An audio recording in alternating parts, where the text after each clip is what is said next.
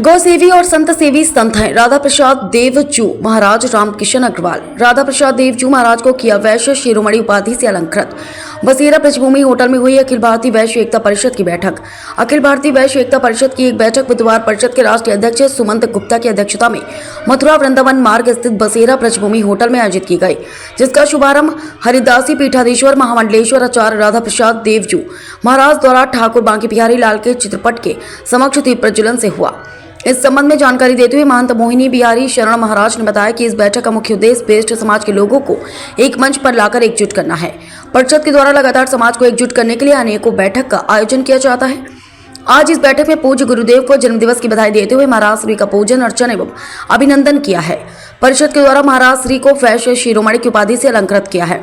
वहीं बोलते हुए राष्ट्रीय अध्यक्ष सुमंत गुप्ता ने बताया कि समाज सेवा में अग्रणी भूमिका का निर्वाह करने वाले तथा सरकार के खजाने में राजस्व देने वाले व्यापारी बंधुओं, निगमों में व अन्य महत्वपूर्ण सरकारी संस्थानों में मनोनीत किया जाए। बसेरा ग्रुप के चेयरमैन रामकिशन अग्रवाल ने बताया कि हरिदास की पीठाधीश्वर आचार्य महामंडलेश्वर राधा प्रसाद देव जी महाराज गौ सेवी एवं संत सेवी संत हैं।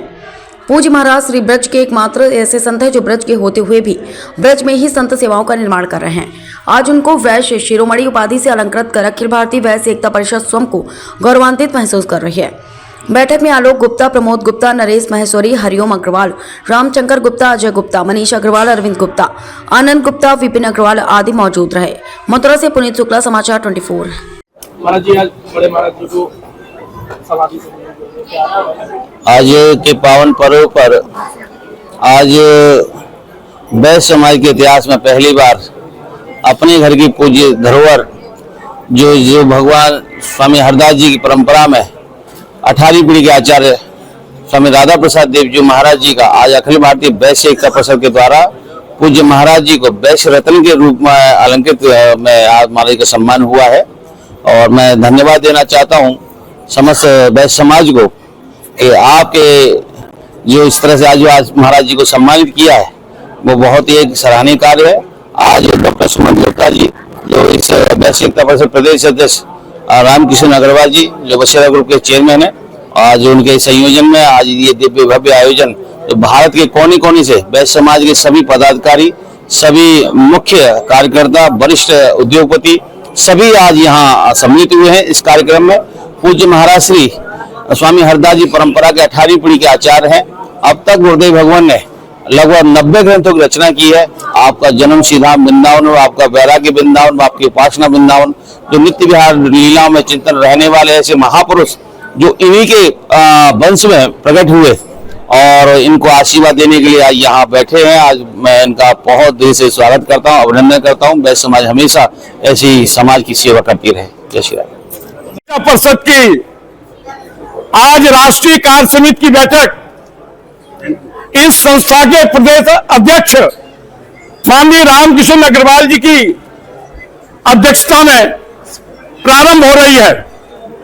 इस राष्ट्रीय कार्य समिति की बैठक में जहां पूज्यपाद पीठाधीश्वर महाराज जी ने जो 90 पुस्तकों की रचना की, ऐसे संत का आज हम लोग बड़े उल्लास के वातावरण में जन्मोत्सव मनाने का काम कर रहे हैं।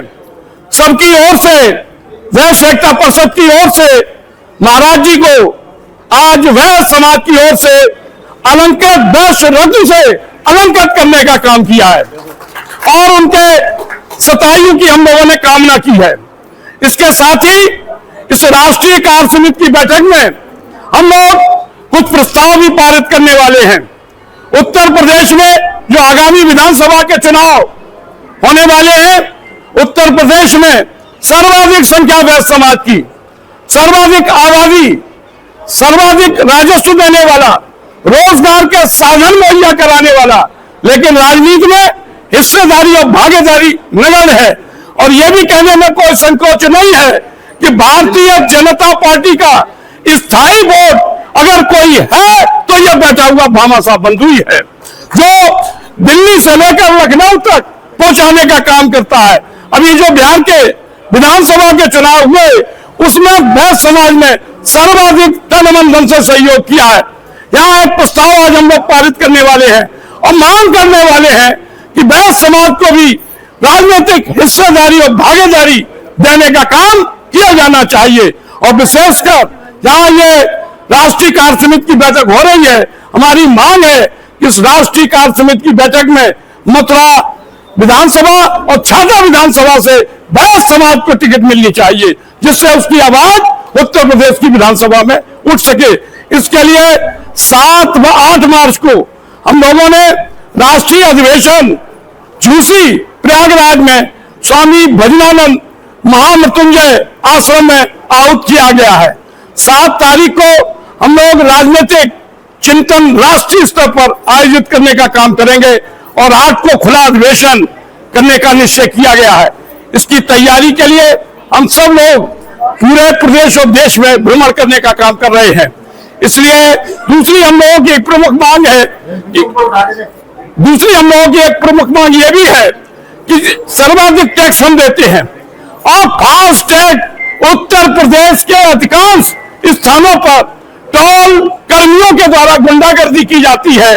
इसकी हम लोग भर्त्सना और निंदा करते हैं और मांग करते हैं विशेषकर टैक्स देने वाले भामाशाह बंधुओं से किसी प्रकार का टोल नहीं लिया जाना चाहिए। टोल मुक्त होना चाहिए कम से कम उत्तर प्रदेश की धरती पर।